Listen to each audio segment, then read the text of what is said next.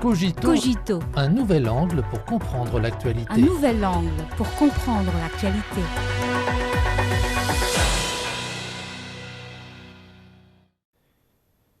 Bienvenue à Cogito.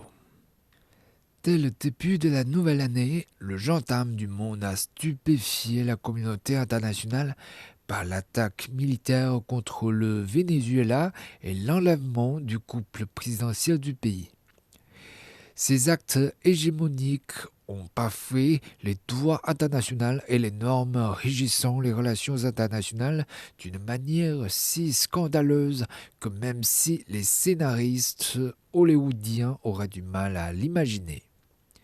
Preuve que l'hégémonie à l'américaine cherche à ramener le monde vers un ordre de la jungle où la loi du plus fort prévaut, révélant sa véritable nature coloniale caractérisée par la conquête militaire et le pillage des ressources. De la juridiction extraterritoriale à l'intervention militaire, des sanctions économiques à la subversion de régimes, l'hégémonie à l'américaine a longtemps placé ses lois nationales au-dessus du droit international et imposé sa propre volonté à des États souverains. La juridiction extraterritoriale est devenue un outil de l'oncle Sam pour maintenir l'hégémonie américaine, interférer dans les affaires intérieures d'autres pays, voire renverser des gouvernements étrangers. Le ministère américain de la Justice a inculpé le président vénézuélien Maduro pour complot de narcoterrorisme, complot en vue de trafic de cocaïne, possession d'armes automatiques et d'engins destructeurs et complot en vue de posséder des armes automatiques et des engins destructeurs contre les États-Unis. Des accusations infondées catégoriquement réfutées par Maduro lors d'un soi-disant procès organisé contre lui à New York.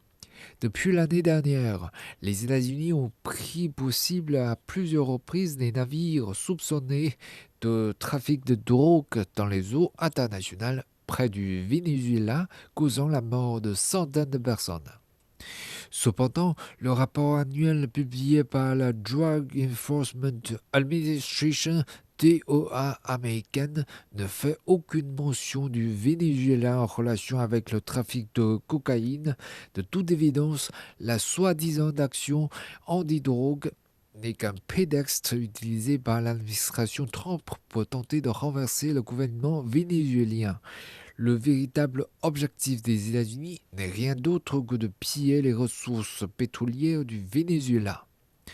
Lors d'une conférence de presse tenue après cette récente frappe militaire contre le Venezuela, le président américain Donald Trump a déclaré publiquement que les États-Unis prendraient le contrôle du pays et annoncé que les grandes compagnies pétrolières américaines entreraient dans le pays, investissant des milliards de dollars pour réparer ses infrastructures pétrolières et générer des profits. Cette annonce a suscité un tollé au sein de la communauté internationale, dévoilant la nature même de l'impérialisme des ressources. L'oncle Sam a révélé encore une fois au monde entier sa logique pirate moderne. D'abord, fabriquer des accusations pour détruire par la force un gouvernement souverain, renverser son régime, puis permettre aux capitaux nationaux de dépecer les ressources naturelles locales. Le mépris flagrant des États-Unis pour la Charte des Nations Unies a suscité l'indignation internationale croissante. Le secrétaire général de l'ONU, Antonio Guterres, a affirmé que l'action des États-Unis au Venezuela crée un dangereux précédent. Les dirigeants du Brésil, du Mexique, de Cuba, du Honduras, du Chili et d'autres pays ont publiquement condamné les États-Unis, appelant à une action internationale urgente. Le président brésilien Lula a dénoncé l'opération militaire américaine comme inacceptable. Le président cubain Miguel Díaz-Canel l'a qualifié d'acte de terrorisme d'État contre les Amériques. Ces frappes militaires des États-Unis contre le Venezuela et leur intention de gérer ce pays sont essentiellement l'incarnation de la doctrine de Doro, un nom donné par l'actuel locataire de la Maison-Blanche à la version renforcée de la doctrine de Monroe qui vise à contrôler l'hémisphère occidental et à piller les ressources locales. De telles actions constituent un grave défi pour la souveraineté, la sécurité et la paix régionale des pays d'Amérique latine et des Caraïbes et pourraient déclencher des bouleversements géopolitiques plus importants. Aujourd'hui, c'est le Venezuela, demain, ce pourrait être n'importe quel autre pays. Cette alarme du président chilien Boric reflète une préoccupation largement répandue quant à l'intervention américaine dans la région.